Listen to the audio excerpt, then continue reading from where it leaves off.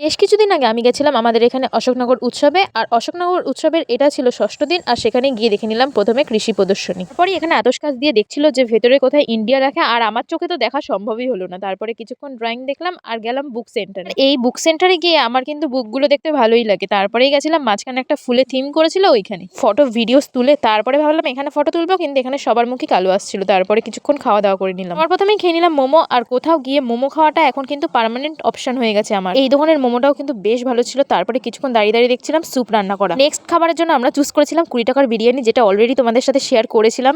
বেশ ভালোই ছিল, কিন্তু পোলাও পোলাও খেতে ছিল, কিন্তু ভালোই লেগেছিল আমার। ফুচকা খাওয়ার কিন্তু আমার প্রথম থেকে প্ল্যান ছিল না, কিন্তু বিরিয়ানি খেয়ে হাত নোংরা হয়ে গেছিল, তাই জন্যই ফুচকা খেলাম আর হাতও ধুয়ে নিলাম। স্টেজে দেখছিলাম কিছু প্রাক্তন ফুটবল প্লেয়ারদের বরণ করা হচ্ছে। সেদিন এসেছিল জুন ব্যানার্জি, তার জন্য ওয়েট করতে করতে কিছুক্ষণ ড্রয়িংও দেখে নিলাম। শেষমেশ সে চলেই আসলো, ভালোই লাগলো গান, কিন্তু রাত্রেবেলা বেশিক্ষণ থাকতে পারলাম না। বেশ ঠান্ডা ছিল সেই দিন। আর তারপরে ভুট্টা খেলাম, আর ভুট্টা খেয়ে তখন বাড়ির পথে রওনা দিচ্ছিলাম। সাবস্ক্রাইব করে দিও, চলো টাটা।